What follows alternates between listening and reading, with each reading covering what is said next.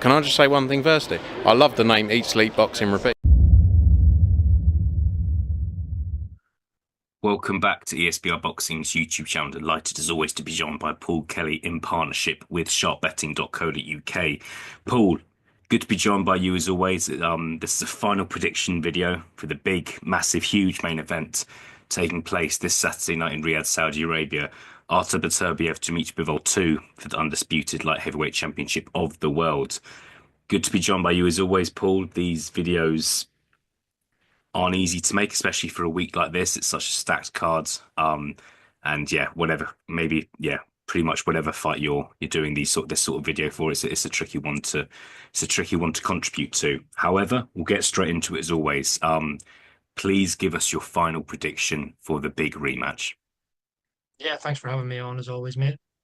Echo every sentiment you said there. Cannot wait for this card, particularly this fight as well.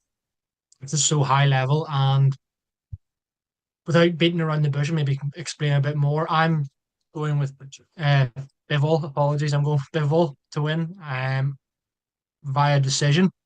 I did, without dwelling on the first fight maybe too much, I did think Bivol did enough to win the fight.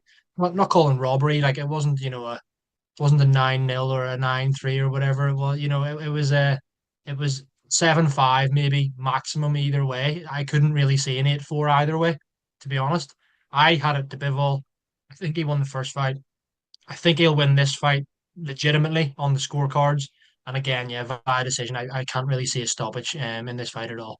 Yeah. Let me ask you, Paul, are you confident that what are you worried that the same thing could happen in the sense that Bivol could, in some people's eyes, win the fight, but not get it on the judges' scorecards? Just without going into too much detail, maybe due to his kind of work being undervalued, maybe arguably not doing enough in certain rounds. It's up for debate, isn't it? But are you worried that we could have a similar situation? Yeah, I think that's maybe not just the fight itself. That's just maybe boxing as a whole. Sometimes like I remember when we were all chatting to each other watching Fury Usyk too, and we were all everyone was unanimously saying that Usyk had won, and we were sitting going, "What are the odds Fury gets this here?" On the scorecards, even if you look at last weekend, Jack Catterall, Arno Barbosa, again a really close fight. More people probably did have Barbosa winning, but there was part of you thinking he could get he could get beaten here. It could easily go in Jack Catterall's favor. So I don't really know if it's maybe. I suppose you could argue that it's maybe is his work undervalued. I suppose that could be part of it, but I think you kind of have to just have trust that the will make the right decision. But I think Bivol will be thinking, right, yes, I think I won the first fight. I didn't get it, whatever. I need to show this time. I need to not take it out of the judge's hands. Obviously, via stoppage, that would be ideal for either man. I don't think that can happen. But I think then in order to actually win it, yeah, he might need to do a little more. Yeah. Look, we shall see. In terms of my prediction, I actually think, I actually think you can't rule out the draw for this fight. That's not my prediction. I'm just saying, you can't for a fight like this. You can't rule out for a fight like that was so close last time. You really can't rule that out. However, I'm going to disagree with you, Paul. I think Beterbiev will win this fight. I think it'll be either a late stoppage or a points victory for Beterbiev again. I'm leaning towards a points victory. Beterbiev is the slight favourite in this fight. And yeah, I think it could be a bit of a carbon copy of the first fight in the sense it will go the distance and it will be close and it'll be the same sort of fight. But yeah, that's what I'm going for, and we can't wait. There's not only a couple of days to go now. This feels like, yeah, a fantastic time to discuss what our partners, sharpbetting.co.uk, are saying.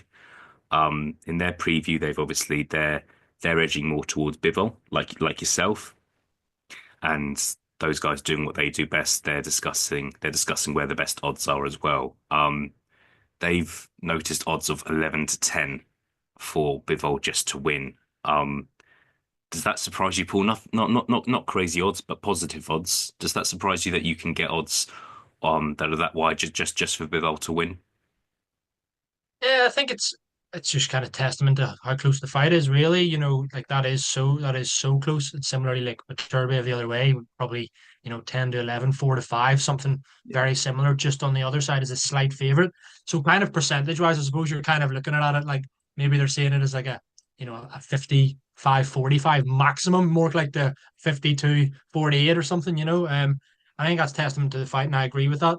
I think it doesn't surprise me that he's 11 to 10 because like whether I think he won the fight or not, and whether however many people think Bivol won the first fight or not, he didn't get the decision.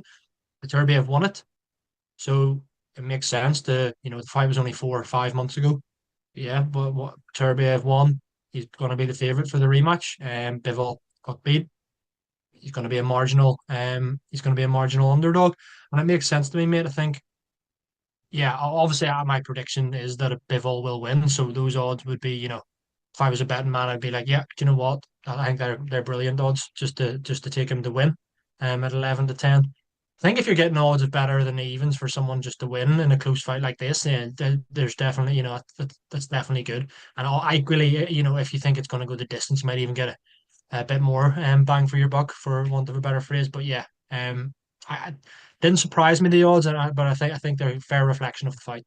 Yeah, no, we'll see. We'll see. I think, yeah, it's such a close fight, and look, I wonder. I think you'll have some people putting Bivol to win in as part of a sevenfold accumulator on Saturday night, and I wish them all the best. If you are right, Paul, um, do you think we then see a trilogy between Bivol and Beterbiev?